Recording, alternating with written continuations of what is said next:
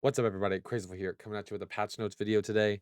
And these patch notes are massive. Predecessor is changing in a massive way. It's not going to be the same game that it was before this patch. And not only that, we're going to be able to test out a new map, which will also be changing the way Predecessor feels and plays. Um, yeah, the new map next patch. I've been playing it out on my live stream. Played about 10 hours of it yesterday. It's not that bad. It's pretty good overall, I think. But there's definitely some things that need to change. They're working on that. The map that we can test next patch is very basic, and they're keeping it as bland as possible, so that way they can make quick changes to it based on the feedback they get. So yeah, it'll be interesting to see that new map that is being tested will be the map that takes over ranked and standard gameplay once it is finished. Not sure when it'll be finished, but probably by 3 months from now we'll be playing on that map full time. Just depends on how long it takes to make the iterations based on the feedback. But without further ado, let's jump into the patch notes video, go over the entirety of what's coming next patch.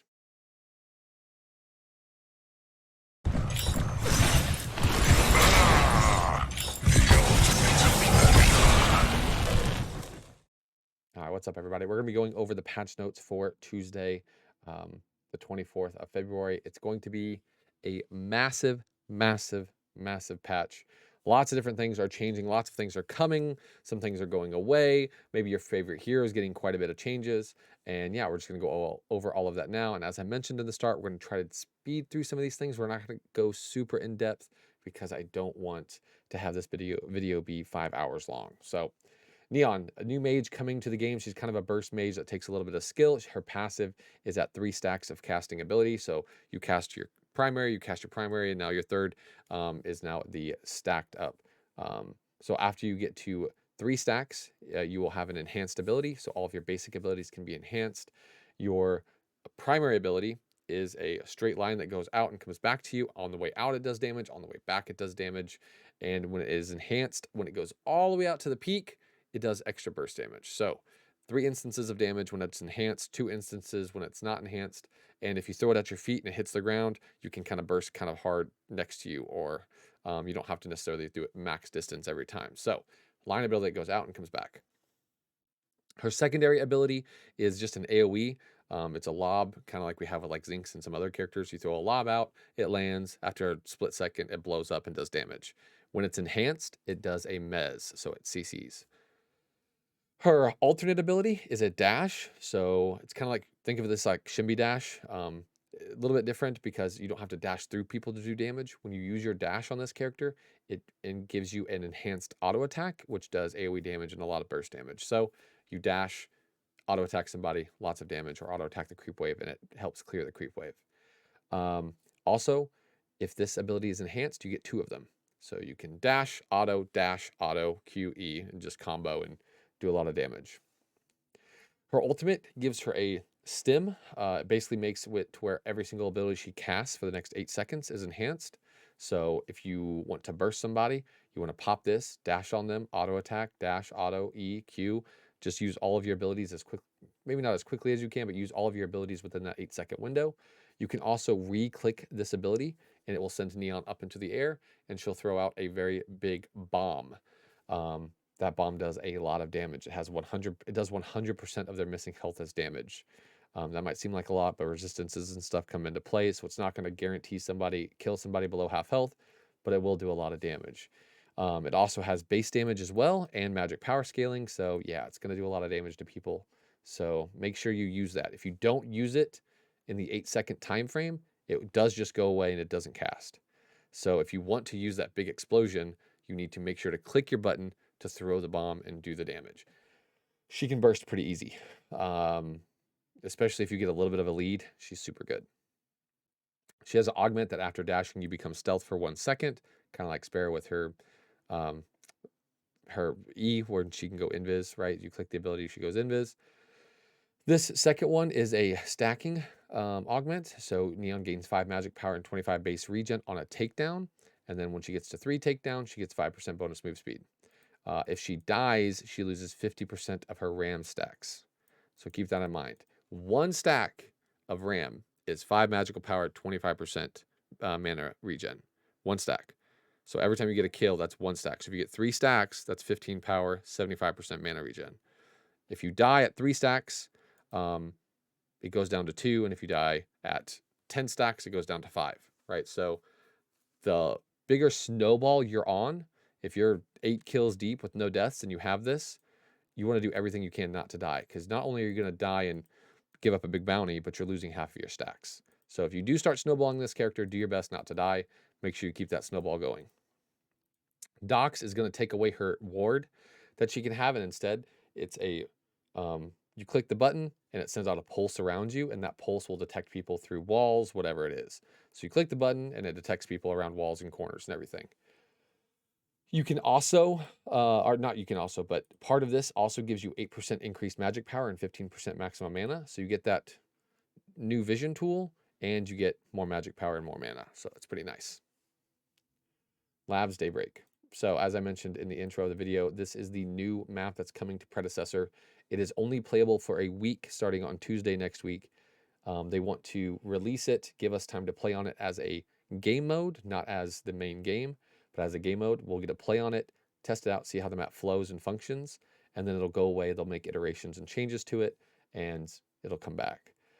Keep in mind, this map is very basic. It's a very base map. There's not a lot of flowers and details and textures and all that stuff added to it. They wanted to give us a bare minimum model that we get to test, because if they get feedback saying this wall is bad, or remove this wall, or raise this terrain up, or lower this terrain, or why is this here, why is that there, they can quickly change it. They were talking about in their stream, if they added all the details and textures to the map that people are going to want, one wall could be 60 assets between vines that are on it, trees that are on it, moss that they put on it, whatever it is, right? It could be 60 assets. Right now, every wall's 1 to 2 assets, and they can quickly remove the wall, change it somewhere else, raise elevation, and they don't have to deal with a ton of different assets at one time. So again, please don't provide feedback that's just like, the map is dull, the map is plain. It's intentionally like that on this first iteration. They want you guys to see the map, feel how it flows, see how big it is. It's a lot bigger than the one we have now, and go over it. Give valuable feedback of, you don't like this part of the map, you do like this part of the map, and things like that. Don't just say the map is dull. It's supposed to be. Again, this is only out for a week, so make sure you test it. I played it for 10 hours yesterday, and it's not perfect, but it's really cool. So make sure to give it a try. One thing that you guys have all been waiting for is ranked changes. We are getting another ranked reset with this patch, where everybody will have to be starting from placement matches, which they're adding in. So every body will have to play their ranked placements. There's going to be 5 placement matches. You guys have all been asking for this, so make sure to play your ranked games, see how the placements feel, and go from there. On top of that, they are going to be changing it up because people are asking for it, and no longer going to be using only internal MMR to do matchmaking. Right now, you have your rank and your internal MMR, and the game matchmakes based on internal MMR, not rank, which is what some of you will be gold players, and you'll have bronzes in your game, and you'll have plats in your game, because the internal MMR of everybody on that team is similar. Now it's going to be internal MMR and rank, which will help balance the game and try to make sure that there's not a wide disparity of ranks playing in the same lobby. So again, watch this, play ranked, see if it helps you guys out. I know a lot of people complain about the ranked matchmaking right now. This is a pretty large change to it, so make sure to give your feedback on that. And then if you're Paragon and you're the highest rank in the game, and you're one of those top tier players, you are going to have a new matchmaking system where if there's 500 people in queue, the top 10 people in the queue will get put into a lobby. Okay, it's going to put the highest 10 ranked people in the queue into a lobby to try and make the best high rank game possible. OCE is getting some ranked window changes as well. Hero adjustment highlights, we'll be going over these as we get to the heroes. Narbash has a very significant change. Mural, a very significant change. These 2 supports are broken OP, like actually brokenly busted. So make sure to keep an eye out on their changes. Terra, also a very big kit change, and Shimby, a very big kit change. Another absolutely broken character. If you are a Shimby, Narbash, or Muriel lover, you're going to love it. Terra kit, some people say it's broken and they love it. Some people say it feels weird. So if you're a Terra main, give it a try, see what you think. There's a lot of mixed reactions to it. Like I said, some people think this change makes this character unstoppable. Some people think that it's just weird to play her that way after playing her the way that she is played now for so long. SFX updates, Ultimate SFXs, we're not going to worry about that. Hero UI update, so this is a pretty big deal. Sparrow Heretical now displays as a charge meter. Revenant, you can now see how much ammo you have left underneath your health bar. So much like Terra, where you have those little pips under your health bar. Revenant, they added 3 pips and then like a big noticeable bullet, so you know when you're about to fire your 4th shot. On top of that, every character in the game that has that kind of like wind up passive or wind up charge of some kind has those little pips under their health bar now. So like Aurora, for instance, where you have to hit so many abilities or auto attacks and it procs your passive, that's now under her health bar and you can see it. They're also adding in stack counters. So for characters like Kira, where if you auto attack, it gives you a stack for your passive, they're adding in a stack counter to people's health bars on the side. And it sounds like they're adding a lot to health bars and it's going to clutter your screen. It's not. It's very well done. It's really easy to manage. The little stack counter to show how many stacks are is a little black box right next to the health bar. It's easy to read the lettering because it's black with white letters in the middle or white numbers in the middle. So it's easy to read, but it is it's going to help out a lot. It helps people keep track of their stacks, which is awesome. Next, we have friend rewards. So on these friend rewards, yeah, it's just like that. If you have friends that join the game and they get to certain ranks, you get rewards for it. So invite your friends, have your friends play the game. They'll get rewards for you, and you'll be happy about it. Store skins, Shadow Optics Neon. Yeah, we're not going to go super in depth over the skins. This Bale skin is probably the best one out of all of them. It's very, very cool. New Neon Renegades Battle Pass. New Battle Pass coming with this patch as well. Pretty awesome. Predecessor website is getting a store. So instead of buying things on PlayStation or buying things on Epic Games or Steam or Xbox, right? You can go to the predecessor website and buy your plat, and it'll be a little bit cheaper on that website and help out Almeta Studios a little bit more than buying it on the stores that are built into your consoles or built into your computer. And those stores take a percentage, and if you buy it from predecessor's website, it'll go straight to them. So you'll get a code in your email. Sorry, 1 second. Sorry, a lot of talking. Seems like I'm a little winded today. Hero price adjustments. So price increases. There's 2 heroes like Countess and Feng Mao who are getting an increase in price. They're going to cost more to purchase. So if you want to buy these heroes, buy them before the patch.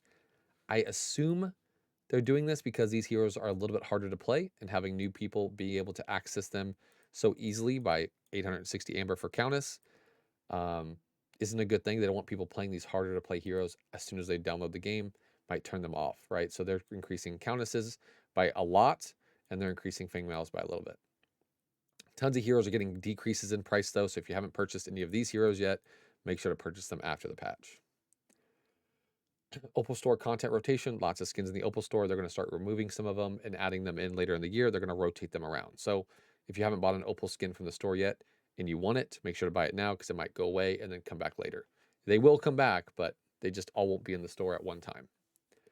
Replay system is getting some fixes as well, but those did not make it into the 1.12 patch. I know a lot of you guys don't really care about the replay system, but if you care about the competitive predecessor tournaments and like watching those, this is a pretty big deal. They're going to be coming in the patch on March 10th, the midway patch for this main 1.12 patch. So hopefully the replay systems make watching competitive predecessor a lot easier. I know there's a lot of streamers like myself who like to do some casting and like to watch other people scrim, and that'll help the replay system when we're doing those as well. So competitive predecessor, this replay system is a pretty big deal. Okay, gameplay balance changes. The entire kit or the entire roster has been overhauled in some way. There's been various improvements and changes. Death timers. Death timers are increased, decreased from level 1 to 18. So get a spawn in a little bit quicker. Looks like starting at 10 seconds to 42 to 10 seconds to 42, but somewhere in the middle here, I guess. Yes, in the middle here, it gets changed a little bit. Kill experience modifier. -4, -3, -2, -1, 0, 1, 2, 3, 4.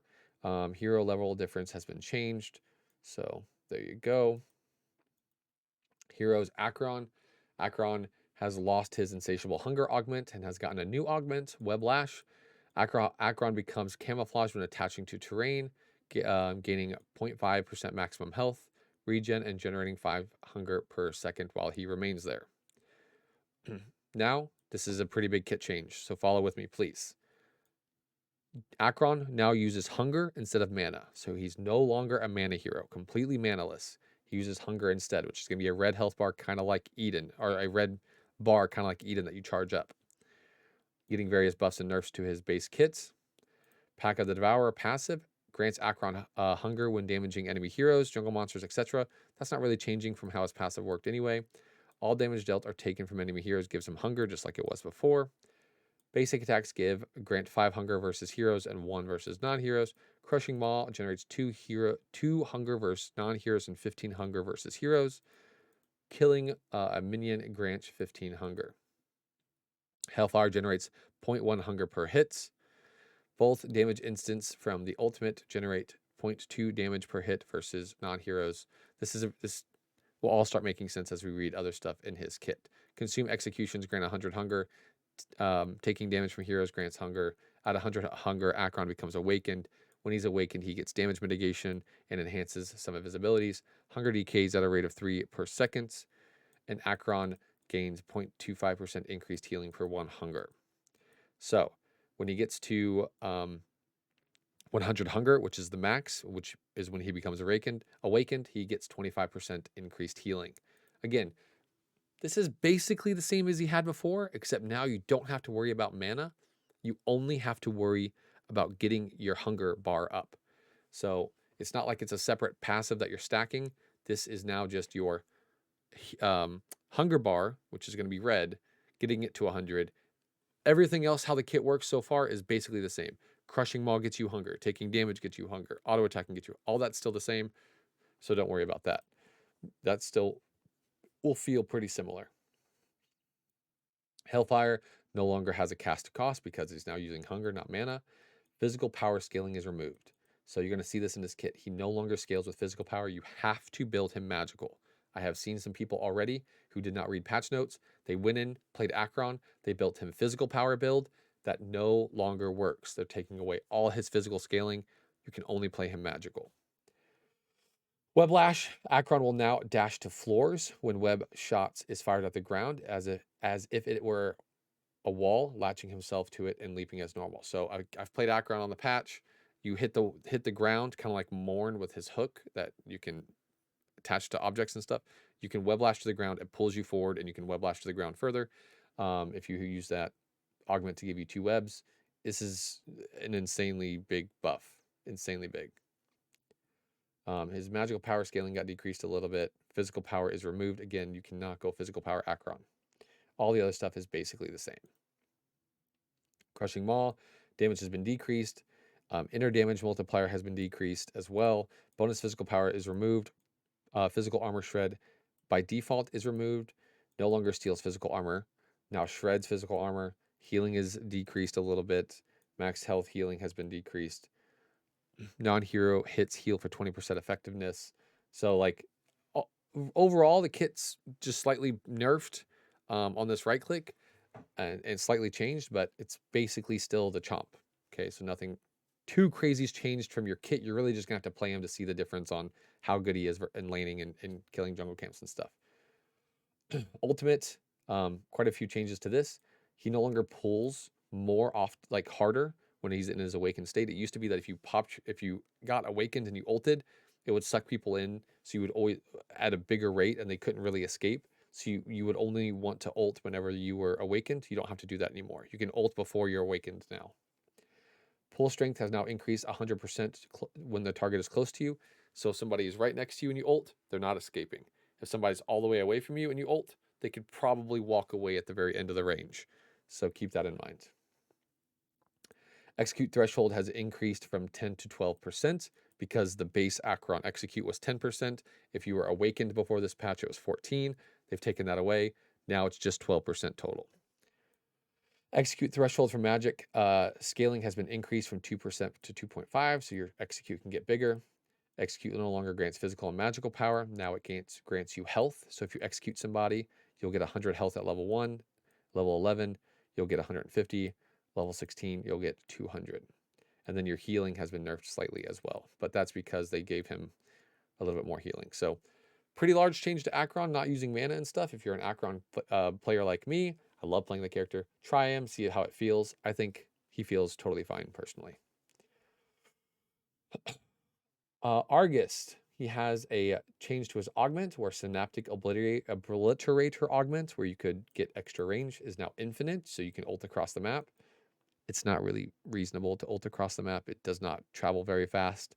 So unless the person CC'd for 5 seconds, 10 seconds, you're not going to hit it. You got to lead a lot. Just some overall buffs and nerfs to the kit. Nothing crazy. As I mentioned before, where you can, people who have stacks like Argus, you'll be able to see the stacks that you have on the enemy hero. And then really just some buffs and nerfs to the kit. Just that augment changes. A lot of people are having fun with it.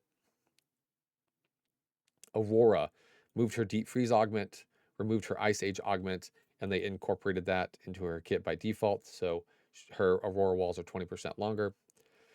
She has a new augment called Hypothermia. Shred plus attack speed reduction. So damaging enemy heroes with Boral Sweep shreds 20% physical and magical and slows their attack speed by 20% as well. This augment is pretty strong. She also has another augment called Glacial Thorns, where if you use her Glacial Wall, it puts a Horror Frost along the entire base of the wall. So you can root people if you wall into them. I know a lot of people get confused with a Roar Wall because they try to wall straight out of target, and then it kind of like moves them off to the side, but doesn't really do anything, right? There's no damage or anything involved. If you go this augment, you can wall straight at somebody and root them.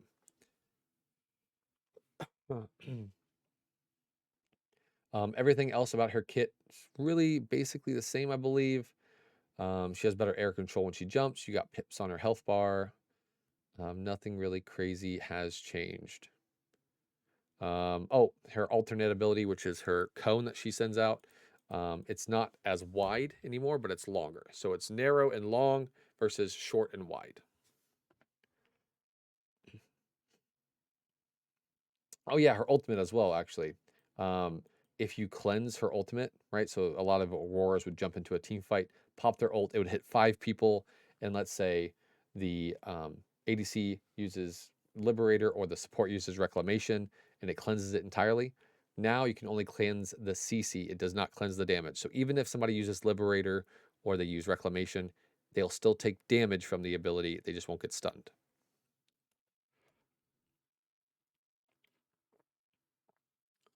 Bale, some overall buffs and nerfs. Passive buffed a little bit. His auto attacks can now be blink proxied and buffed his third auto attack a little bit, and just overall buffs and nerfs. Nothing crazy coming to his kit. They removed his knockback when he lands, but nothing really crazy here. Boris, you can visualize his passive stacks. On hit healing and all this stuff has been changed a little bit. Some buffs and nerfs there. Just some buffs and nerfs to his abilities. The Chrono Swipe now benefits from lifesteal instead of magical lifesteal. So that was kind of a weird thing, is since his Chrono Swipe, his dash, it hits twice, by the way, but since his dash was an ability, it only healed if you built Omnivamp or Magic Power. It didn't heal if you built Auto Attack Lifesteal, right? So there's Lifesteal, Omnivamp, and Magical Lifesteal. Magical Lifesteal applies to abilities. Omnivamp applies to abilities or auto attacks, and then Lifesteal applies to auto attacks. And so it only healed from these two. It didn't heal from Lifesteal, which didn't make sense because he's not a mage. So now it heals from Lifesteal and Omnivamp instead of Omnivamp and Magical Lifesteal. So pretty big change to him. A lot of people are going Sky Splitter and Rapture and all that stuff, and he heals for a ton now. Countess Shadow Strike augment has been removed, and they have altered Countess's dash a little bit. She has a new augment called Shadow Echo. Shadow Slip repeats its damage effect at Countess's current location immediately before she teleports back to her clone. So when it says teleport back, she's getting a little bit of a kit change here. Her passive no longer gives you cooldown reduction. That's a massive nerf to this character. Thank the Lord. And her Shadow Slip now, instead of you throwing in your like you hitting your ability and it just puts a clone out there and you can click to go to it. It now, when you throw your primary, your Shadow Slip, you teleport there automatically. So if you have a player here and you use your Shadow Slip, you automatically hit them. Okay, you can recast the button to go back to where you were before. So for those of you who were here before 1.4, it's a little bit similar to how Countess was back then, where you go into the fight automatically and then you can back out. It's not a lock on like it was before 1.4, but it is. They basically reverse the way that it works. Instead of you throwing your ability and then recasting to go to it, now you automatically go to it and then you recast to go back. So a little bit of change to her kit. It changes the way she plays all ins and stuff. So some people have been getting fucked up a little bit trying to use this and messing it up. So if you're a Countess player, go into practice mode and mess around with it before you start using it.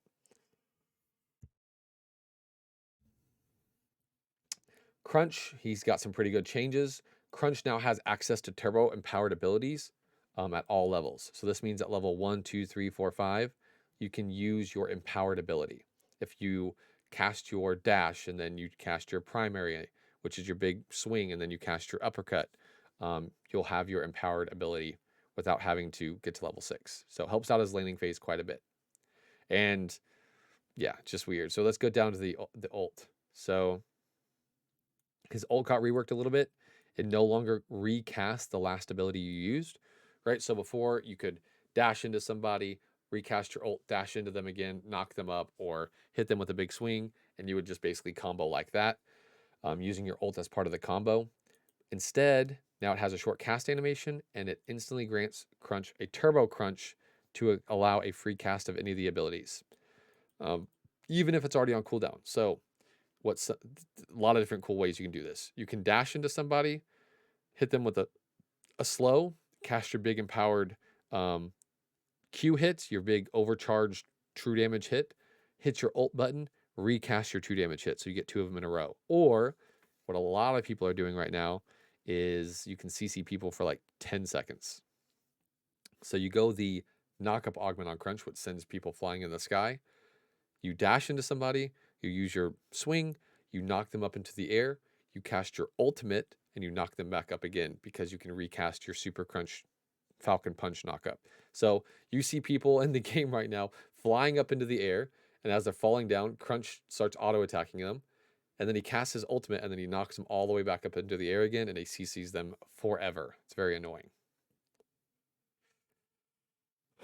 Drongo now displays the number of rad round stacks that applies to enemy heroes. Nothing too crazy is happening here, except for rad rounds will automatically explode if a shrapnel cannon or his boomerang hits them. So if you want to apply 3 rad round stacks and then throw your boomerang on somebody, it'll automatically pop and burst them versus waiting until the end of the duration of the rad rounds before it explodes. Same thing with your ultimate. So you can burst people a little bit faster now. Nothing else really changing about his kit.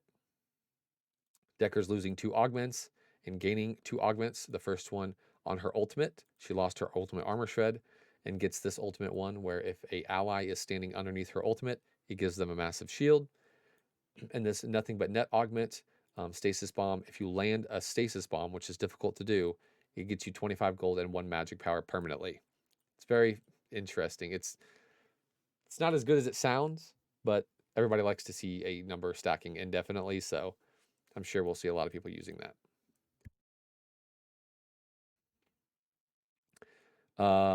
Decker, her passive now grants movement speed to all allies when she uses the double jump, so it's just part of her kit now. And that's about it. Eden getting some pretty, weird changes to her kit. Her auto attack range is going from 1500 to 1350. And when I say weird changes to her kit, that's really the only one. There's a lot of ADCs who are getting their auto attack range adjusted this patch to be shorter. Basically, any character that has mobility into their kit, Eden, Twin Blast, Kira, are all getting shorter auto attack range because they have mobility.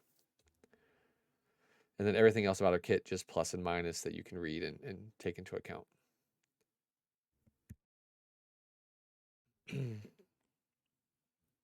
Feng Mao, pretty important changes to his kit as well.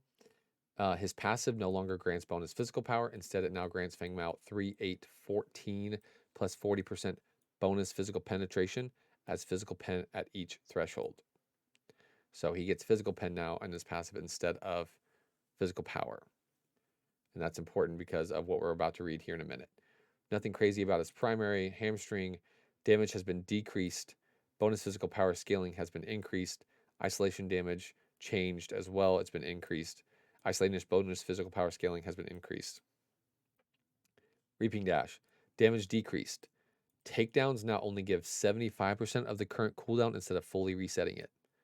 Right? So if it's a 10-second CD and you get a kill, it's now going to take away 75%. So 7.5 seconds, and you have 2.5 seconds left before you can Feng Mao Dash.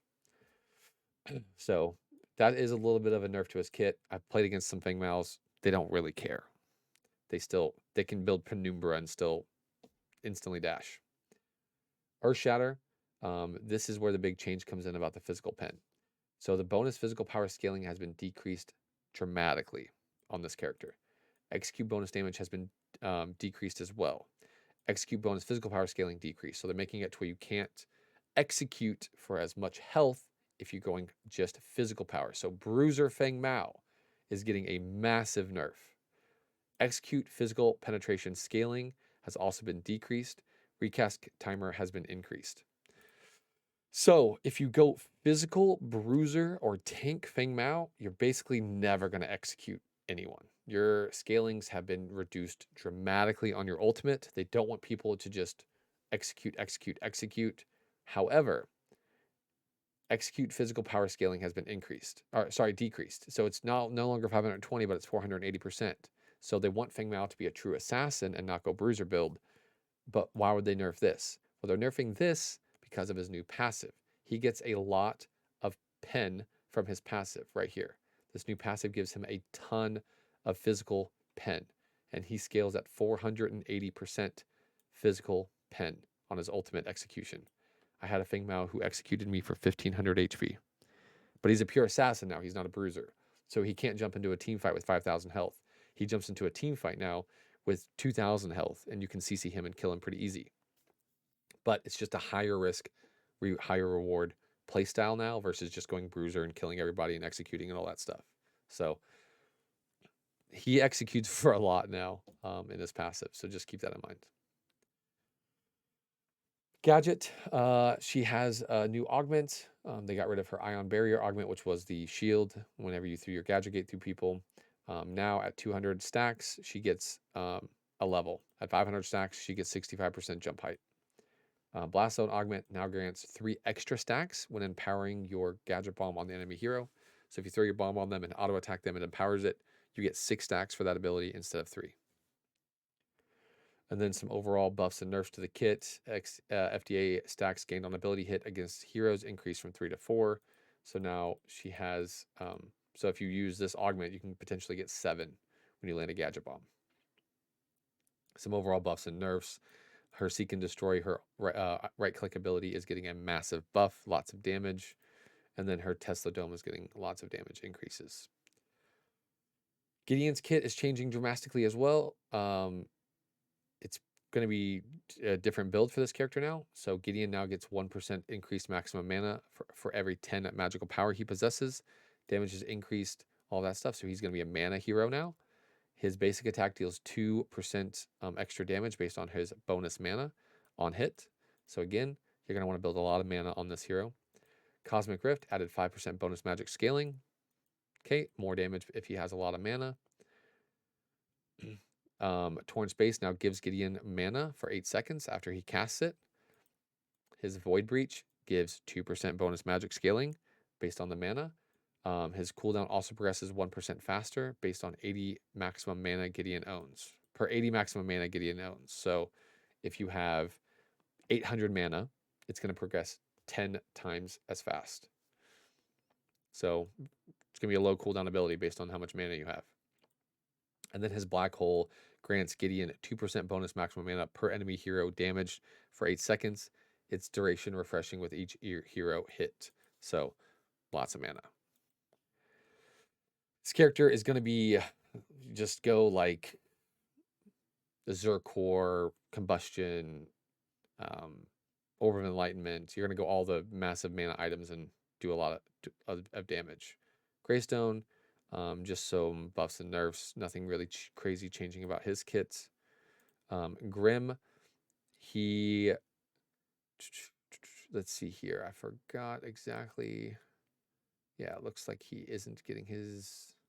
Yeah, there it is. Basic attack. Range has been decreased from 1500 to 1350. So the ranged auto attack is a little bit lower. And I said earlier that Twin Blast Eden, Kira are all getting this nerf too because they have mobility. Grim got this nerf because of his new assault mode. So if you activate your toggle assault mode, you get 1650 range. So he actually outranges all the ADCs because he gets extra range when he activates his assault mode. All the other stuff is just some buffs and nerfs to his base damage. Grux, they got rid of one of his augments because they moved it into his kit. So the augment where every time you auto attacked with your ult on, it increased your time on your ult. That's now into his base kit. And they gave him a new augment, Red Mist, where Grux gains 10% attack speed for each enemy hero or camp leader that has Bloodlust applied. It'll be very good for invading now. You get auto attack on the enemy hero, auto attack on the camp leader, 20% increased attack speed.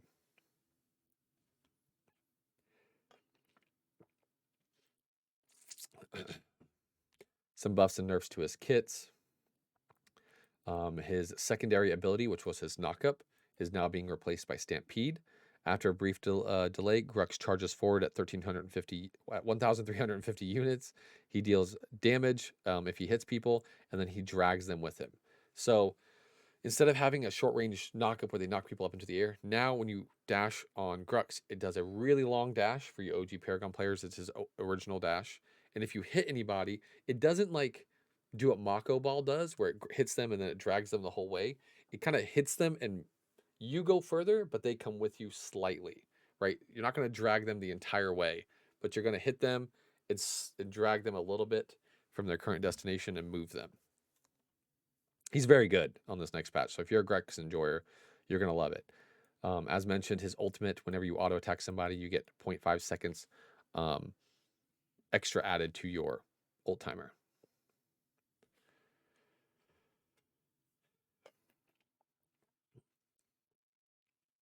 Howitzer, his rocket, he now hovers and charges his R2000 with its damage increasing from 65 to 100% based on the amount of time you charge it. So if you charge his Q, his rocket, for basically 1 second, it'll do its full damage. If you don't charge it and you just launch it, it won't do its full damage.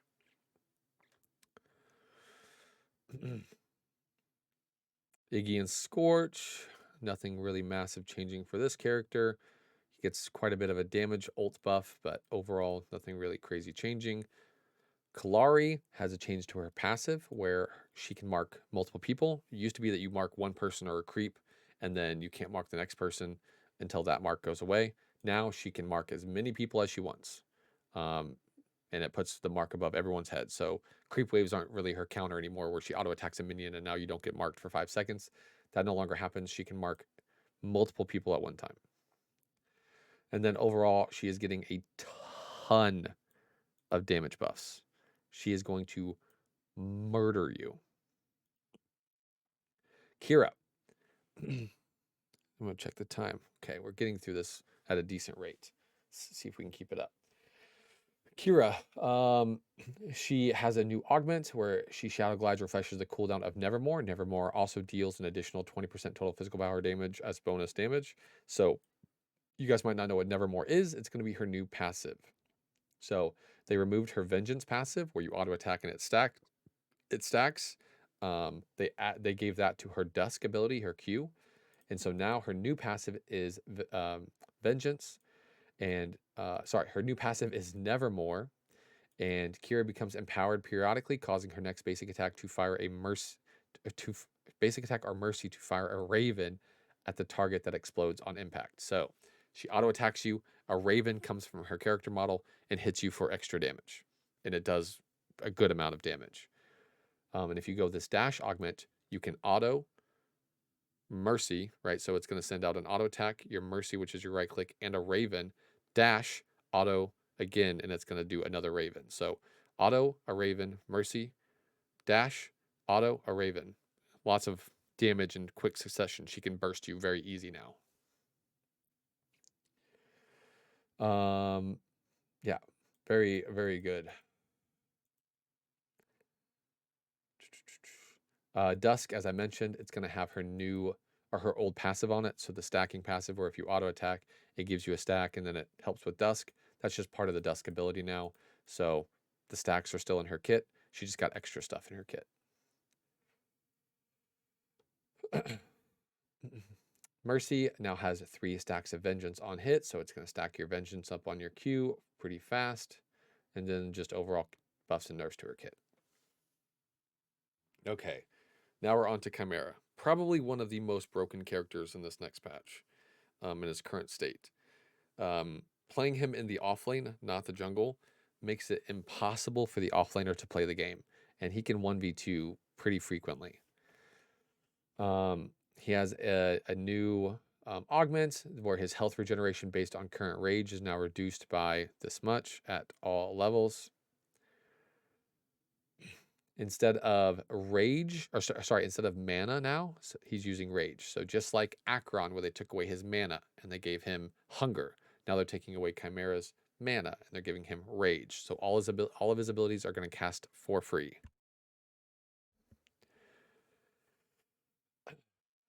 So his auto attacks grant 4 range. His spirit regenerative passive is changed, so his spirit regeneration is broken right now. Chimera grants rage when damaging enemy heroes or jungle monsters. At 50 rage, he gains 8% movement speed. At 100 range, he gets 5% bigger. Rage decays at 25 per second after not attacking. And then Chimera's health regen is increased based on 1 rage. So at level 1, per 1 rage, it's 1.2. It gets you to around 14 or so at max rage, I believe, somewhere around there. Or I guess 12.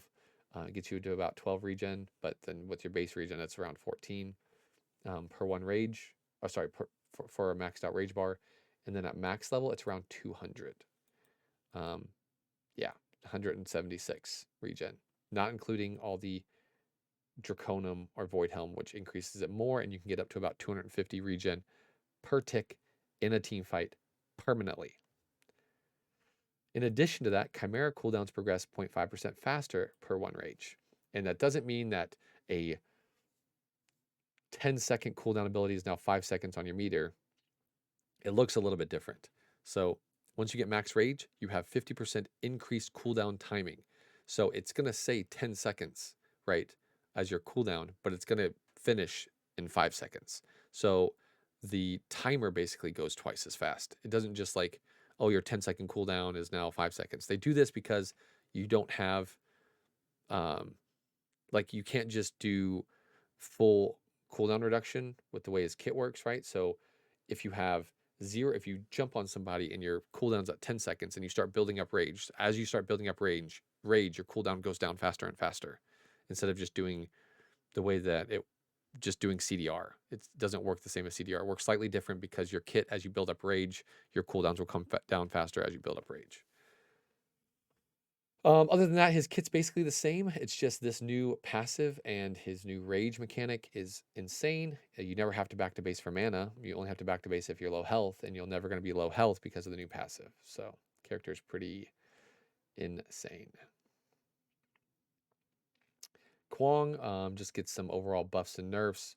His sword, when you throw it, now gives you a little bit of vision, but that's about it.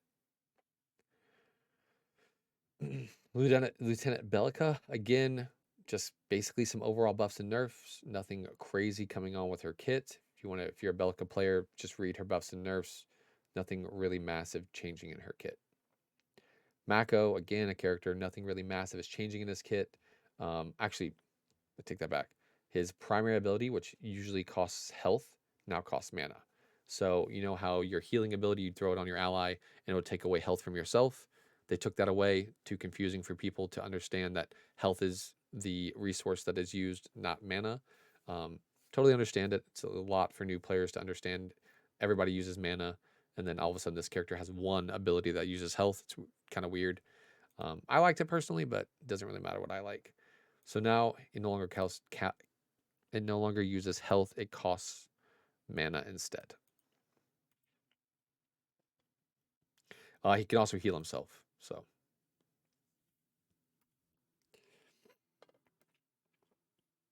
Morgesh, for all of you people who hate Morgesh and hate playing against Morgesh and think Morgesh is a super toxic and horrible character in the game, um, I hate to break it to you, this character is disgusting. It is so good next patch. So if you hate playing against Morgesh, I'm sorry. She is so strong. Ritual Death Augment, which is the augment that lowers her ult when she gets a kill with it. When she gets a kill. It now also heals Morgesh. So if she ults somebody, she gets a big healing burst from it. Her passive now displays the number of Pestilence stacks. Base damage has been increased as well on that. And then max stacks has been increased as well on that. So she can do more damage with her passive. Her basic attack has been nerfed to 1,300 units. So if she's offlaning against you, she's going to be closer to you now. A lot easier to jump on and kill in the early game. So at least there's that. She's not going to be autoing you from as far away. Hive, some basic overall buffs to that ability. Launch speed, explosion radius, all easier to hit. Magic power scaling has been increased. Cost has been nerfed, so she can throw more of them than before. But the cooldown slightly increased, not by much. And this is where she becomes OP, is her Swarm, which is her ability that makes her run through minions and heal for a ton. And she takes less damage and all of that damage reduction. The duration has now been increased from 3 seconds to 4 seconds. And if she runs through non-heroes, she extends the swarm duration by 0.5 seconds per minion she hits. So that means if she goes this augment, or sorry, not even augment, that means that if she goes this ability at level 1, she can run through the entire creep wave and you, and it will last for 3 seconds longer. So in the later stages of the game, if she runs through minions and she runs through heroes and all that stuff, she basically has a permanent movement speed because she can run through everybody. And by the time the increased timer is over, her next one is ready to cast again. So she never runs out of it. She has permanent damage mitigation, permanent healing going on, permanent move speed, and she's a nightmare to kill, a actual nightmare to kill between all the regen and everything that she gets to do. It's like I said, if you hate playing against Morgesh, you're not going to enjoy this character next patch. So ban it every game. Okay? Please ban it every game. It's toxic. Her mark, they increased the range of her mark. It's basically her attack range now. And it heals for more based on the stacks that it does. So her mark heals her more. Her swarm is OP. The character's so hard to kill. Morn, they removed his contagion augment. When you ulted, it applied your contagion to everybody. Now it's just part of his ult, so you don't have to go that augment anymore. If you ult, your contagion gets applied to everyone. They just put it in his kit. And you see that a lot in this patch where augments where 90% of people used it, or augments where people wanted to use it, but it just wasn't as good as other stuff. They just added those augments into the base kits. Decker, for instance, we talked about earlier, she had an augment where if you used your passive jump, it increased the allied move speed. That was added to her base kit. Morn, his augments being added into his base kit, and they've done that with a few heroes in the patch. Grux as well, the augment was added into his base kit. So yeah, Eclipse now added into his base kit by default, which means he has a new augment. When he ults, he gets 80%, 160, and 300% increased move speed. So he will zoom at the speed of light if he's level 16 and he ults. Everything else about his kit, nothing really crazy. Murdoch, they added a pip counter to his health bar so you can see his stacks right before you're about to hit your big auto attack. Other than that, they added some magic power scaling to his kit. And that, yeah, let's talk about his ultimate real quick. So nothing really crazy changing about his kit, just adding him some magic scaling. Long Arm of the Law can now use the alternate ability to zoom in. So if you're ulting, you can use your right click to zoom in even further and try to land a ult shot a little bit easier. Just like you do in FPSs where you can zoom down sights and stuff. They basically added that. Then they increased his magic scaling to 100% on his ult. The reason why that's important is me and my friend Survivor, we did a game where he played Murdoch and I played Rampage, and I would just stun somebody who would ult them, right? Well, now if you build Necrosis, Spear of Desolation, um, Overseer, because he has 100% magic scaling now, all three of those increase your ult damage, right? So Necrosis increases your ult damage. Spear of Deso increases your damage in your kit by 10%. Overseer increases your ult damage by 25%. And he scales from the magic power he builds on Overseer. Then he went nuclear rounds and some other items to increase his ability damage. He ulted for 1600 or 1700 damage on Murdoch, and he wasn't even full build yet. I think people who were doing the math said you can get to about an 1800, 1900 damage ultimate on Murdoch, which is crazy. So it's fun. It's definitely not the best thing to do because your auto attacks are going to hit for nothing, but it's fun just to spam your ultimate in like ARAMs or on the new map. Sorry, hiccups on the new map and stuff. It's very interesting to see. Muriel. Let me get a drink for this because this character has changed a ton. Okay, so Muriel. We're going to come back to this augment in a second. Reworked her passive. Muriel no longer grants her and her allies on hit damage. Now allies affected by Muriel shields gain 12% increased healing, and it scales per level. Increased healing and shielding for 4 seconds. So if you if you shield somebody or heal somebody, because she has healing in her kit now, they get extra healing based on their level. Enemies damaged by Muriel's abilities have their healing reduced. So at levels 1, 7, and 1, 7, and 13, she has built-in Tainted into her kit. So you do not need to build Tainted on her anymore, okay? She doesn't have to build Tainted Charm, Tainted Totem, Tainted Scepter, none of that. She has that into her kit. And I'm actually kind of liking this because most people just refuse to build Tainted. So now that it's in her kit, it's kind of nice. You don't have to worry about forgetting anymore. Her basic attack, her bonus physical power scaling has been increased a ton. I guess they want people to go auto attack Muriel. Actually, this is because of her basic attacks losing the on hit modifier. But yeah. Consecrated Ground. Consecrated Ground. Okay, so this is the ability that was the AoE shield. It's been completely changed.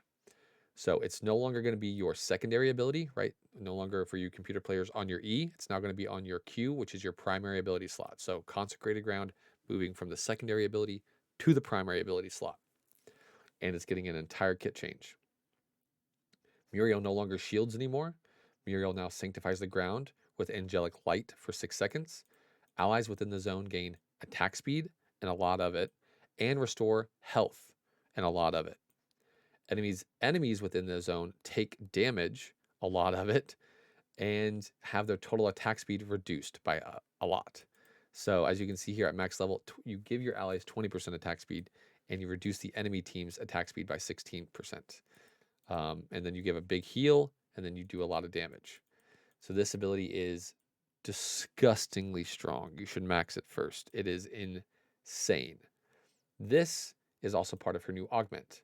So if you go up to her augments, she has a new augment where casting Reversal of Fortune, her ultimate, puts one of these consecrated grounds onto the ground. So you ult onto somebody, it immediately gives them the shield, and we'll talk about what else it does. And it puts a AoE on the ground that heals them and gives them attack speed and all that stuff. It's very strong. Her Alacrity, which used to be her alternate ability, the one that throws that little orb shield, that little orb shield that you throw onto people, that's no longer on her alternate ability. It's now on her secondary. It no longer grants attack speed because her primary ability grants attack speed now. So the shield is a little bit bigger because her primary ability no longer has a shield.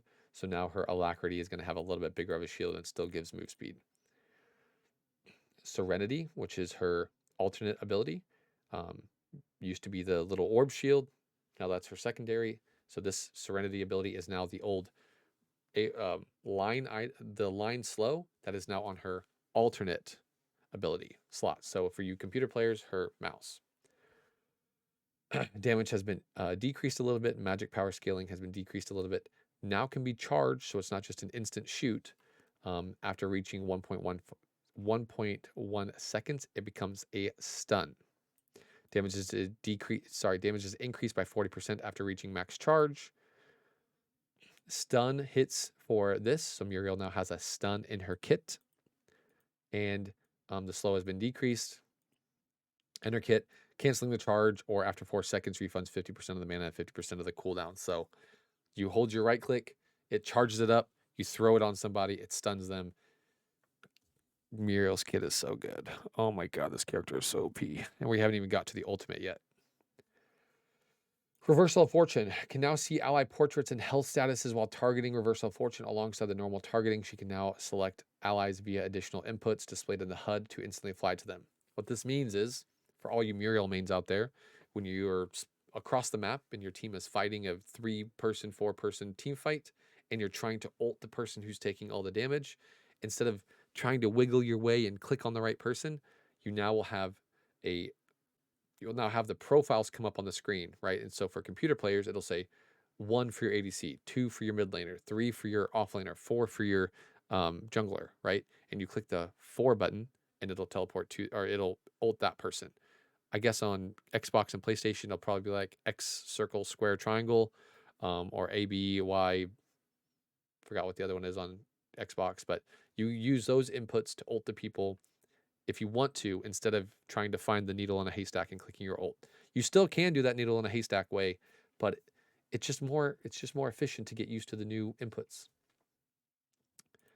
So that's a really good quality of life change. In addition, they've massively increased the Muriel shield. It's a ungodly large shield now. When you ult on somebody, they are never going to die. And it also gives the person that you're ulting 50% damage reduction for 2.5 seconds. The person that you ult on, even if they're 100 HP left, will never die. It is this kit change on me. She is one of the top supports next patch. She is broken. She is OP. She is disgustingly strong. If you are a Muriel main, you're going to love it. If you're not a Muriel main, you should become one. And Narbash, the other character that got massive changes. Okay.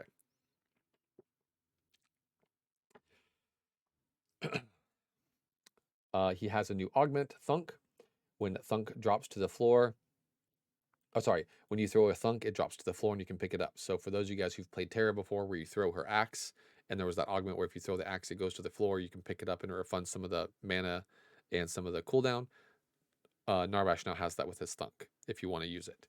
I think it's probably his worst augment, so I wouldn't worry about using it.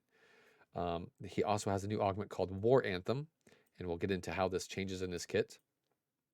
But basically, instead of healing people, you'll now grant them physical power. This character is so broken.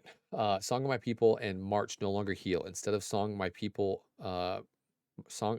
green healing song is replaced with brown physical power song, granting nearby allies 5, 7.5, 10, 12.5, and 15% increased physical power.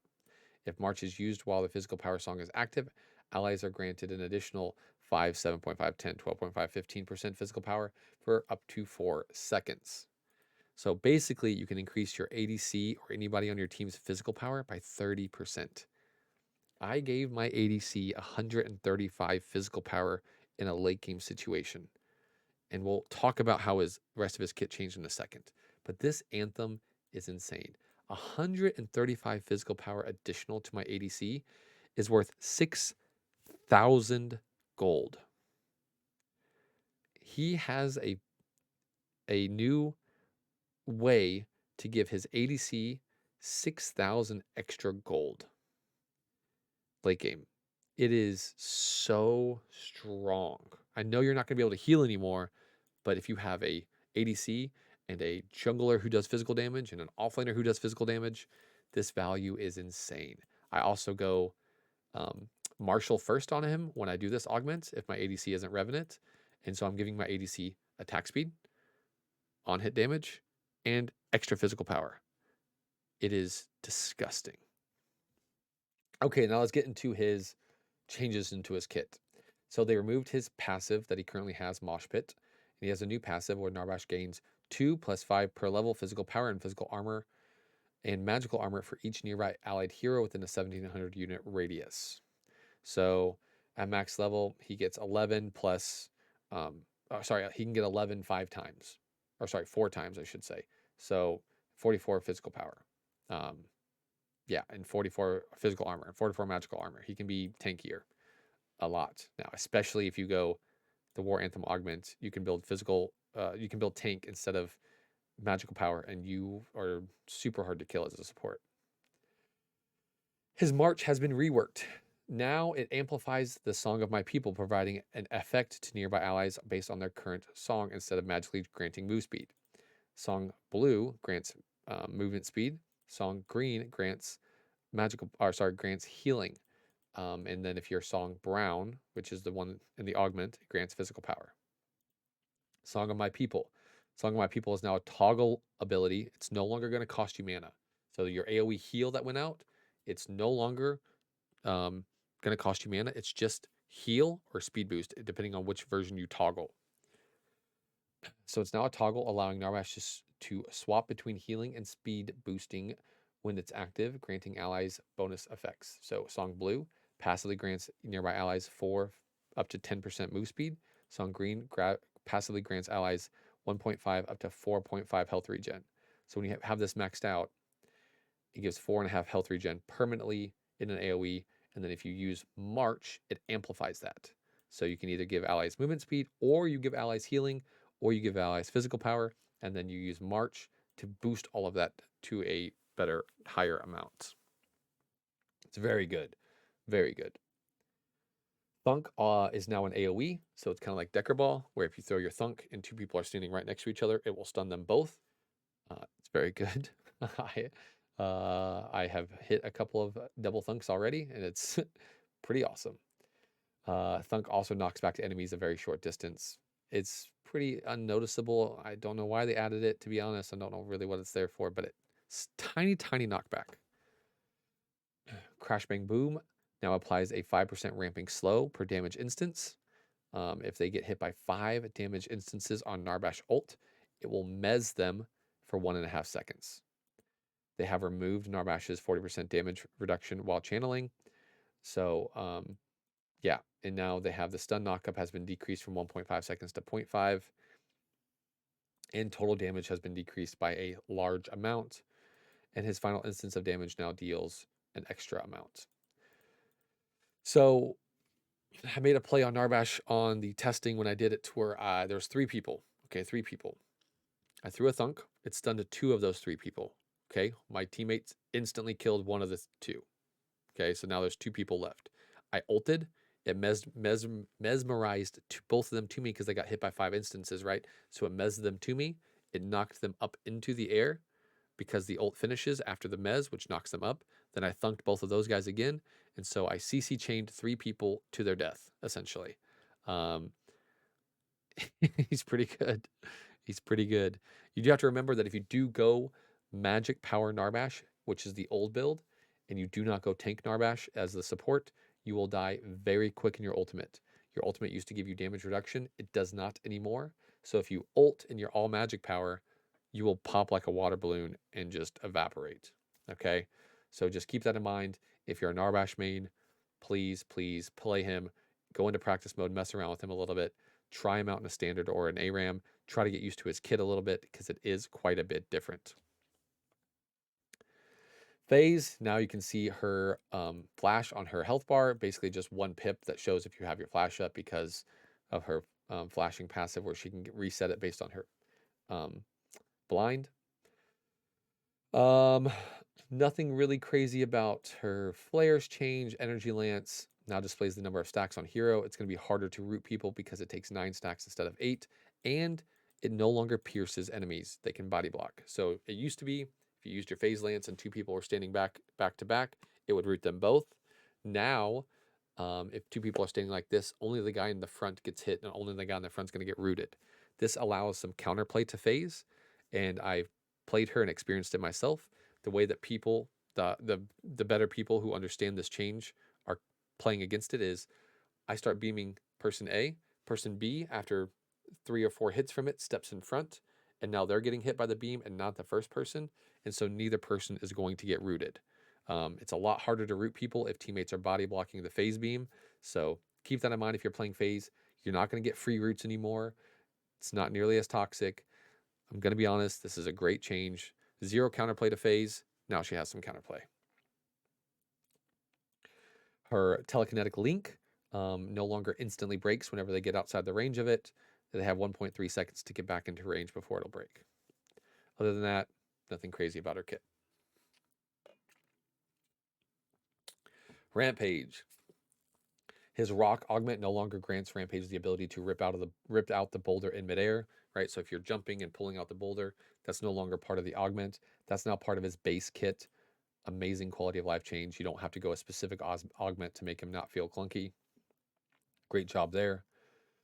Instead of being able to jump and rip the boulder out, it does extra damage based on how far the person is from you when you hit the rock. Not a very good augment. Might as well just not even go it anymore. Rumbling augment scaling has been decreased. Yeah, again, his boulder can be ripped out of the air by default now. His secondary's got some buffs and nerfs, nothing crazy there. His pounce now displaces enemies, so he basically gets a second CC. If you jump on somebody and land on them, they get knocked up into the air. Very small stun, but it's still a stun. Or still a knockup, I mean. So, not too bad. I mean, it's pretty fucking good change. And then his ultimate, his max health total healing has been increased. His healing is increased by 10% for every nearby enemy hero. So if you have 400 healing and you have 5 enemies next to you, it's now 600 HP regen. Pretty nuts. It also grants Rampage 5% movement speed while in the state, so he's fast.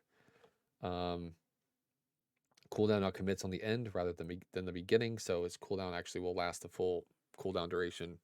No longer gets to start counting off some of his ult whenever he's in his ult state.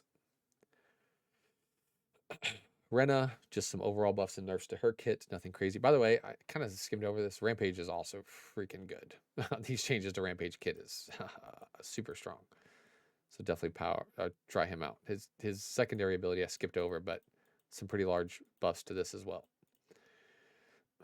Rena, again, just overall buffs and nerfs. Nothing crazy here. Nothing massively changed. No big thing we need to go over. Revenant, one of his augments changed. He no longer steals based on the augment. This is now part of his base kit, so you don't have to go this augment anymore to ult somebody and steal 10% of their stats whenever you're in the ulted state, right? So if you go this augment and you ult somebody, it steals 10% of their stats as soon as you ult them. And then if they don't die in your ult, it gives them back. If you die in the ult, they would steal part of that permanently. You still have to go this ult aug to permanently scale, but in his base kit, he will steal your stats at the start of his ult. It's just if you don't go the ult augment, if you kill them in your ult, you're not going to permanently steal the stats. So read that augment. Just read his new ultimate, the way that they added it to it. Just make sure you understand that you have to go the ult aug if you still want to permanently scale. Nothing else is really changing about his kit. Nothing crazy. So don't worry about that. Richter has some pretty good changes coming. They got rid of 2 of his augments. His hook augment, it's just now part of his hook by default. So it's 1950 range or whatever it was by default now. He has a new augment called Warden's Leash, which allows him to hook allies. This is just a troll augment. They added this into the game for Richters to troll people. It's, oh yeah, I can hook allies now. I can make really cool plays, but I've played with Richters who went this on my team. I'm auto-attacking a melee character. He tries to hook on the side. It hits me. I get pulled off, and now I just lose the kill.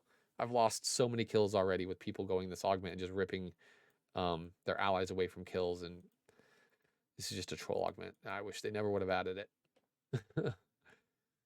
Zappa Chains augments. After casting an ability, Richter's next basic attack within 3 seconds zaps up to 9 nearby enemies within a 650 unit radius, dealing damage per increasing per level and also increasing per magic power. So it's going to help him with clearing and stuff. And if you go a little bit of magic power in your build, it'll help quite a bit. They removed his passive where if you hook somebody, you get a shield, and if you ult somebody, basically if you CC somebody, you get a shield. That has been removed. His new passive, if Richter immobilizes or silences an enemy hero, it halts the progression of their cooldowns until that crowd control is over. So if somebody casts an ability and it's a 10-second cooldown, and then I hit him with a silence, which is a 1 second long ability, 1 second long silence, their 10-second cooldown does not progress down to 9 seconds until after a 1 second time frame is over. Essentially, it makes it an 11-second cooldown instead of a 10. So and then your hook does that, your ult does that, all of that stops the progression of their cooldowns. His electrocute now grants him a shield when he casts it because they took it away from his passive. So his secondary ability gives him a big shield, and his ultimate damage has been decreased. So nothing too crazy there. Seraph, oh boy. They have given Seraph essentially a new augment. It no longer, the augment that used to give her crit is gone, and now applying an on-hit effect onto an enemy hero grants Seraph 0.5% attack speed for 3 seconds, stacking infinitely. And you might be like, oh wow, that's not really that crazy. I have to auto attack 3 times and it's 1.5%, kind of whatever. It stacks with your Q because your Q hits 5 times and applies on hit every time. She gets a lot of attack speed very quick. I have seen Saris go Sky Splitter. They go like Sky Splitter into what is the other stuff? Sometimes Tainted Rounds, which gives you on hit. Stormbreaker. What else? Cursed Ring. They go all the on hit items. Viper, all that stuff. They go all the on hit. And when she jumps on you and Qs you, she has a billion attack speed. It is crazy. And she basically just like insta kills you because she attacks 7 times a second. It's wild. Her basic attack now deals 15% total physical power as magic damage on hit. So she now you can't just build physical armor to counter her. She has some magic damage in her kit now. They've added some magic scaling to her kit, so you can go like Plasma Blade and stuff if you really want. Chastise now deals magic damage, now applies on hits at 100% effectiveness. So again, this will stack that passive because it applies an on hit. Yeah, it's pretty crazy. Her ultimate added magic scaling to her ultimate as well, gives her an insane amount of move speed. The dot damage has been slightly nerfed, but it's okay. It's a lot. Yeah. It's a lot. This character is, if you're a Seraph main and you like to build the attack speed Seraph, that new augment's really good for you. Sevarog, a lot of changes to his kit as well. Been saying that a lot because it's just true. Sevarog, health per soul has been increased from 1 to 3. So if you have 10 soul stacks, 10 passive stacks, you now have 30 health instead of 10. So it's a lot of extra health he's going to be getting. His health bonus tier has been changed from 50 up to 125 to 40 up to 160. He no longer, for his tier 3 shoulders, he no longer grants reduced colossal blow and cooldown and minion execute. His tier 3 now doubles the temporary health gained when stealing health from Siphon, which we'll get to in a minute. And his tier 4 no longer grants an aura damage. Now Sevarog reflects 10% of the damage taken to enemy nearby units within 500 radius of himself. So a 100 damage ability comes in, 10 damage gets reflected to everybody around him in an AoE. If he eats a lot of damage from like a gadget ult or something, all that damage is getting reflected to everybody he's next to. It hurts. It hurts a lot. Siphon. Damage has been decreased. Now steals health 2.5 up to 3.5% of the target's max health for 30 seconds, stacking infinitely. So if you have a 1 second cooldown Siphon and you hit it 30 times, it's going to steal health 30 different times from them. If you it's not 1 second, but it's very low. So his 3.5 second cooldown Siphon, he will constantly steal a lot of health from people. And again, it stacks for 30 seconds. So if you hit this, you can't quite hit it 10 times, but if you hit it 8 times in that 30-second window, you steal a lot of health. You do steal a ton of health from people. It's wild. This character's crazy too. Subjugate. It no longer roots targets. Instead, now subjugate slows the target by 30% and chains them to the center for 2 seconds. So think of it like Quang Tether. You land the subjugate. They they don't want to leave from the circle. If they do leave from the circle, either by you pulling them out of this circle or them walking out or you ulting them out, um, it will do uh, extra damage and they get stunned for 1.25 seconds. So instead of your root now being or instead of your subjugate being a root, now it's a tether, and if they walk out of it, it stuns them. His Phantom Rush can now dash vertically, so you're not just a stationary on the ground, you can now dash up. Damage has been decreased on that. Sevarog now fears the target when he hits them with a Phantom Rush for 1 second. So if you land your subjugate on them, you can dash through them, depending on where they're at in the circle, and pull them out of it to stun them again. It's pretty crazy. Colossal Blow now executes minions at max rank. So his old tier 3 passive, it's now part of his ultimate, but you have to be level 16 to use it.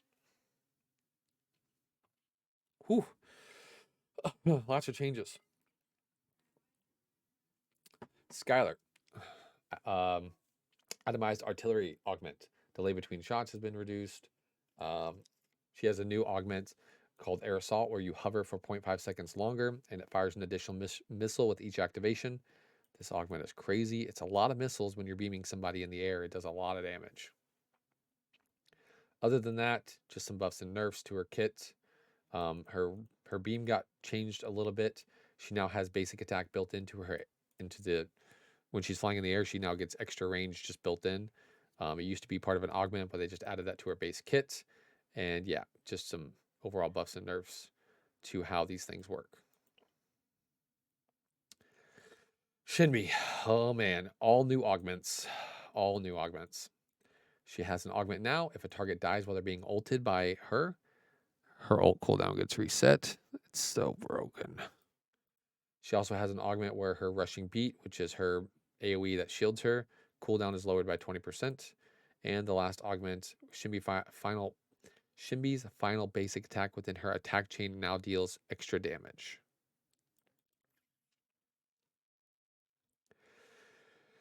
Shinbi's passive no longer has its cooldown reduced by damage dealing abilities.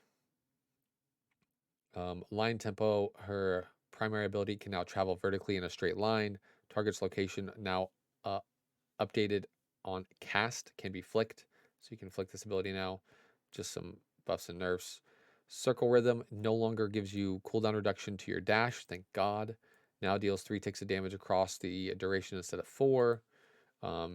Yeah, just some buffs and nerfs to that ability. Her dash can now dash vertically. So you can dash up on ledges or dash over top people trying to dodge abilities. All that stuff. So big buff there.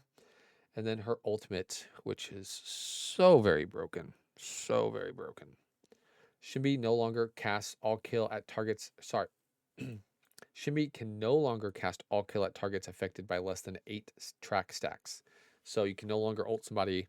You can no longer ult if you have 5 stacks on somebody, right? You can no longer do that. You have to have the full 8. But Shimbi now builds up tracks on herself for 8 seconds, up to 8 stacks by dealing damage to enemy heroes. So you're in a team fight, there's a Sevarog, there's a Rampage, you're jumping into it. It used to be that you would stack 8 stacks on Sevarog or 10 stacks on Sevarog and 8 stacks or 10 stacks on Rampage. Click your ult button and hit them both. Or you'd go 8 stacks on Sevarog, 2 stacks on Rampage, you ult, it hit Sevarog 8 times, it hit Rampage 2 times. That is now gone. You have to have 8 stacks on 2 people. And anybody, when Shimbi casts her ult, now launches the maximum number of wolves at every enemy hero that got damaged. So let's say big team fight breaking out. There's 5 people in the team fight. You jump in, you stack all 8 of those stacks on yourself because they no longer stack on enemies. They stack on yourself now. You stack all 8 of those stacks on yourself by hitting Sevarog. You throw one ability to the backline. It hits the ADC, it hits the mage, it hits the support. You click your ult button. Every single person, the Sevarog, the ADC, the mage, the support, all get hit for 8 stacks of your ultimate. Everyone gets hit for 8. It's crazy. Now, as well, if you go the augment, which resets your cooldown when you kill somebody with it, let's say you do that same exact situation. You stack all 8 of your stacks on the Sevarog, you throw 1Q to the back line, and you hit your ult button. If any one of those 4 people die while they're getting hit by your ultimate, or die from your ultimate, I should say, it resets your ult cooldown. So now you're hitting Sevarog again, you're getting 8 stacks again, you throw it to the back line again, hit the, let's say the ADC died, you hit the mage and the support, you click your ult button again, and now it hits all of them again for 8. I have seen Shimbi's cast ult 3 times in fights.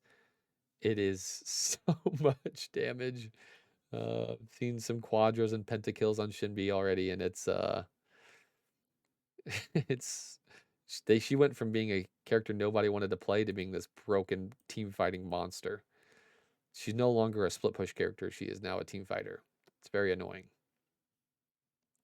Sparrow, Viled Stalker, which is the one that made her go invis, now taken, that augment is now away, going away, and now it's part of her kit. So her secondary ability always gives her invis now. She has a new augment because that one's gone, where Sparrow's basic attacks ricochet to enemy nearby targets up to 650 units. So 1, 2, 3, 4 times, dealing 25% total physical power as damage and applying on-hit effects. Her passive now displays the number of relentless stacks. It applies to the heroes on the health bar, which is good. They gave magic scaling into her kit, so she now has magic scaling. Like I mentioned, her secondary ability always makes her go invis now and gives her move speed. It's no longer an augment. You don't have to go that augment anymore. You can have some fun with some other stuff. And then everything else is just like some buffs and nerfs, and they added magic power to her kit. Some people were saying magic power might be good on her now. I don't think it is. I think magic power is still shit, but maybe. Steel, they removed his bulldozer augment, which made him CC immune when dashing, and they added that to his base kit, so you don't have to go that anymore. It was like his only good augment, so they just added it to his base kit and gave him a new augment. His new augment, Steel's Punch and Shield Bash deal bonus magical damage on hit equal to 12% of his total physical power. His total physical armor and his total magical armor. So as you build more armor on Steel, your auto attacks do more damage, and your Shield Bash does more damage. It's a lot of damage as well. It's pretty insane. They nerfed the Colossal Crash augment, which is the one that makes your AoE, your ult bigger, and your ult go further, because you'll see why in a second with his ult changes. Steel's basic attack now is a chain. It's a 1-2 combo. First attack does 40% of the damage, and second attack does 125% of the damage. His first attack is pretty fast too. Bull Rush is now unstoppable by default.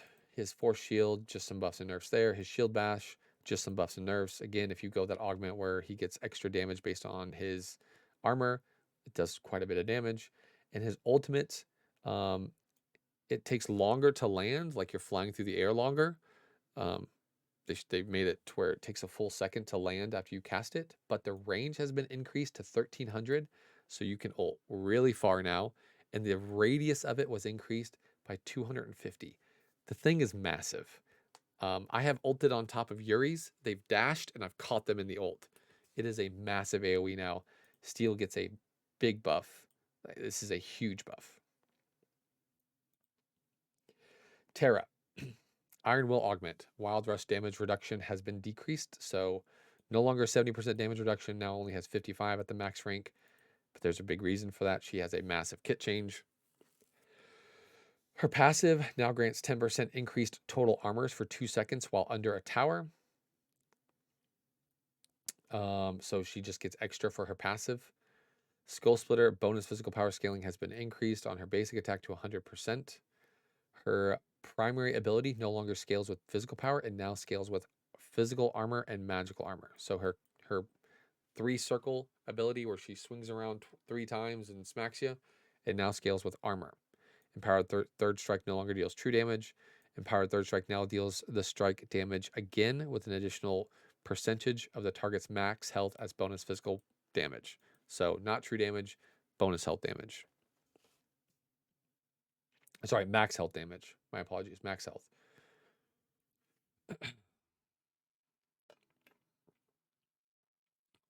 Highland Hurl, damage type has been changed from magical to physical. Now scales with bonus physical and magical armor. So as you can see here, the thing with Terra, she's no longer a bruiser. She's now a complete and utter tank. You build Fire Blossom on her, you build Tainted Guard, you go pure tank on her. She is very good, even though she's not physical power anymore. She's now pure tank. She gets very tanky. Wild Rush no longer scales with physical power. It now scales with bonus magical armor and bonus physical armor, and damage has been decreased on it as well because of that. And Terra is now unstoppable while charging Wild Rush. So that means if she's charging her dash, you cannot CC her. She is going to get it off. And if you go, because of this change, if you go the augment, where she takes reduced damage when she's charging it, right? So this one, Iron Will, damage reduction has been decreased. So at max level with your shield, you can get 55% damage reduction. So if people are all jumping on top of you in a team fight, you start casting that dash, which takes 5 seconds to charge, and you're taking 55% less damage that whole time, and they can't kill you, and it's crazy. And then you can dash onto them and get a massive shield and start beating their ass with Fire Blossom and Tainted Guard and all that stuff. Her ultimate will cleanse any CC that's on her on activation, but it no longer grants her CC immunity. No longer makes Terra unstoppable for the duration of the ultimate. No longer doubles the armor that she gets on the ultimate as well. It does grant her additional physical and magical armor. It also grants Terra up to 50% tenacity for the duration of the ultimate. So she's not CC immune, but she has tenacity. And now it emits a pulse that applies 60% decaying slow over 2.5 seconds to all people who are next to her, and it disables any turrets around her. So she can dive towers for free. She dives the tower, clicks her ultimate, and the tower turns off and no longer shoots her. So any squishies that are trying to defend towers against a Terra, she's going to dive you, she's going to turn off the tower, and she's going to kill you if you're not careful. It's pretty fun to watch that happen. Faye, nothing crazy is really changing about her kit, except for the ultimate. So the ultimate is a lot taller now. Like it used to be, she'd throw her ultimate. Sometimes you couldn't really tell when she threw it. Now it gets really tall, goes really high up in the air, and she can pull Skylar out of the air if she's in her flying state, or pull Gideon down if he ults slightly above where you're at. It used to be that if Gideon went slightly into the air and you ulted, Gideon ult would just go through and your ult would miss and nothing crazy happens. Now the ult goes really far up into the air, and even if Skylar is flying full height, it will grab her and pull her down from the sky.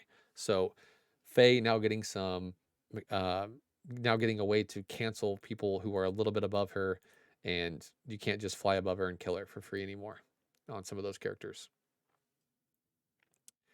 Twin Blast has a new augment. They got rid of the pushback aug on his ult and now giving him something called Spray and Pray. Ventilate deals 50% increased damage, but has less accuracy with bullets spreading randomly when firing. It's plus or minus 6 degrees of pitch. This thing is useless. It's your first bullet hits, and then your second, third, and fourth bullet go wide, and they miss, guaranteed. And then your fifth bullet hits. It's so bad.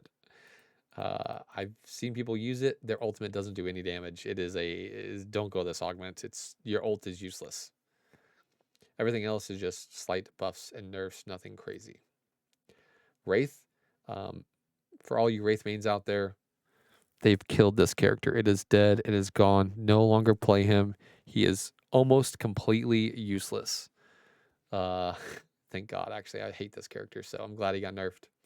His basic attacks got increased, and basically he can auto attack a little bit easier now, or he can auto attack trade a little bit better now. Peekaboo, his grenade that comes out, damage has been nerfed.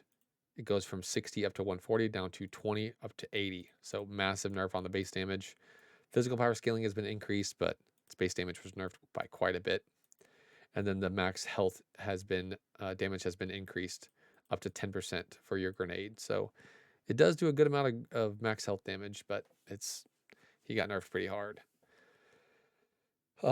His knock, his invis, nothing really changed on that, but his knock no longer pierces terrain. So you're not going to be getting sniped by Wraith through walls 24/7. It's so nice. Ugh, no longer some toxic character shooting me 17 times through a wall while I'm doing an objective or taking a team fight. Thank God, fuck this character. They also decrease the damage of his knock knock, 80 at level 1 up to 180 at max, and it's now 15 at level 1, 15 damage at level 1, 15 damage up to 75 at max rank. So they massively, massively nerfed his knock knock damage by like 70%. The scaling has been changed from 110% bonus physical power to 125% total physical power. So a massive buff in scaling. It's a lot more scaling now. So if you get to late game, you'll still feel okay, but early game it's terrible. And they made it to where if you hit a target that is marked, it no longer resets your knock knock. It only reduces the cooldown by 65%, and the cooldown has been increased from 10 to 4.5 at max level to 11 to 7 seconds at max level. So no longer throwing your grenade, sniping them, ulting them, sniping them, and killing them, right? Or sniping them, grenading them, sniping them, ulting them, sniping them again, right? Like you used to be able to spam a whole bunch of snipes in a row and kill somebody. That is gone. You do not get a reset anymore when they're marked. I had a friend who loved playing Wraith. He played Wraith and he's like, this character feels like ass. I never want to play him again. It feels terrible. And I'm so happy to hear that. I hate this character. I think what they're trying to do is make him an auto attack, an actual ADC that wants to auto attack, and your abilities just support your auto attacks. Right now, he's just an ability based ADC where he just spam abilities and you never auto. I think they're trying to get away from that and make him somebody who needs to auto attack to do damage. So if you like playing Wraith, try him with your old build, see if you like it. I don't think you will. Try him with an ADC build like Vanquisher and Lightning Hawk and all that stuff and see if it feels better, because it might. Magic Wraith apparently still feels okay-ish because of the haste and stuff that you get. Wukong, nothing crazy is happening, just some buffs and nerfs. Yin, some slight changes here. Her passive, her Rising Storm stacks are now visualized by pips on the health bar. They made it to where she only has to have 5 stacks now instead of 8. Attack speed per stack changed from bonus to total. Attack speed per stack has been increased from 4 to 7% to 5 to 8%. And then fixed an issue where the description stated Lash Kick gave 0 stacks after 5 levels. So that has been fixed as well. Some damage nerfs on her Lash Kick, but Yin now has air control after vaulting off terrain and targets instead of being locked onto her chosen direction, which is nice. Rising Storm stacks gained it's now 2 instead of 4 because the total stacks have been decreased. Thought there was something in here where she can control where she kicks people now, and I think that's, yeah, so vaulting off an enemy now correctly pushes them back in the opposite direction. So if this is the enemy and you're dashing onto somebody, right, and you hit them and you bounce this way, it pushes them this way. Or if you bounce this way, it pushes them. So whatever way you're bouncing on the target, it pushes them in the opposite direction. So they fixed that. Her secondary ability, which is her ranged auto attack, the passive max of health damage has been increased. The cooldown now begins on ability cast instead of after the ability is over. So if the cooldown is 7 seconds long and the ability lasts for 5 seconds, you're going to have a 2-second downtime. So cleave has been reduced on this, so you no longer have 100% cleave. It's now 30 up to 70%. And the cooldown has been changed from 13 seconds down to 5 seconds to 12 seconds down to 8 seconds. And you can go that augment, which increases the duration of the time that she has by 1 second. So it lasts 5 seconds, I believe, and then you can go that augment to give you an extra second. So the effective cooldown is 2 seconds long. Because the ability lasts for 6 seconds, its cooldown is 8 seconds. You only have to have it down for 2 seconds. People have been playing her and she's been feeling like she's very good.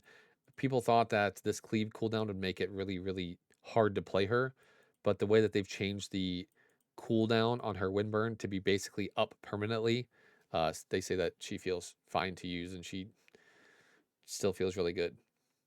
Yuri, just some buffs and nerfs. If you're a Yuri player, just read them. There's nothing crazy changing with her kit.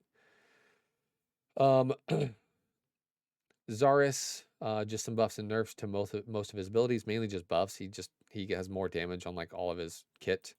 And then his ultimate gets a massive buff to where it does 120% scaling now.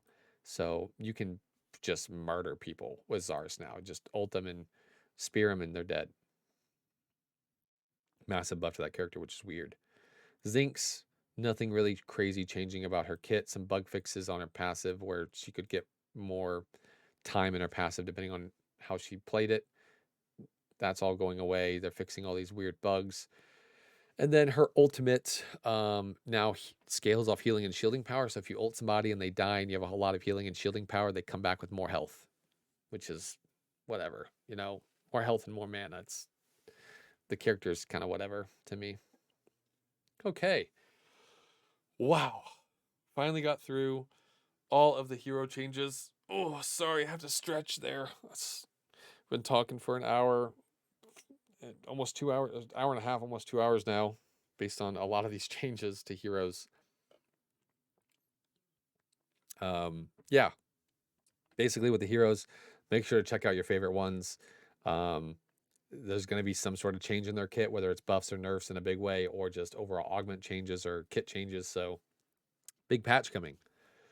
Down to items, I don't really care about tier 2 items.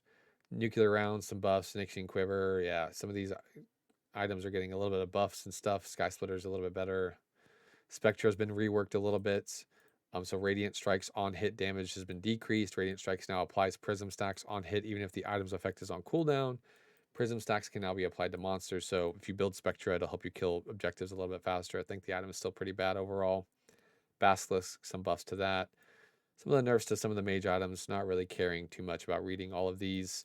Fire Blossom with a little bit of a buff to armor, but a nerf to the damage it does.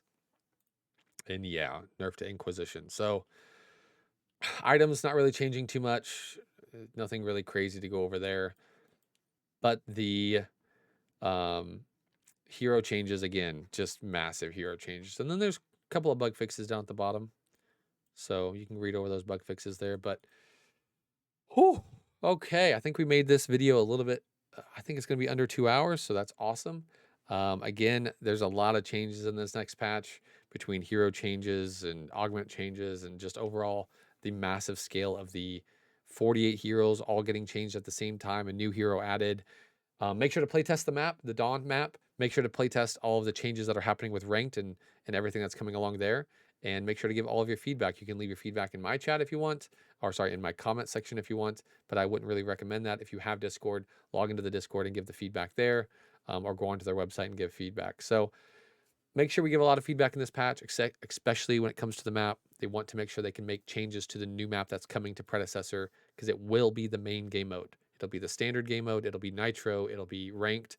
All of that will have the new map on it. So make sure to give feedback. Well, without further ado, this video has been long enough. I don't want to drag it on too much longer. So you guys have a great night. Make sure to like, comment, and subscribe. I appreciate you for listening to the video this far.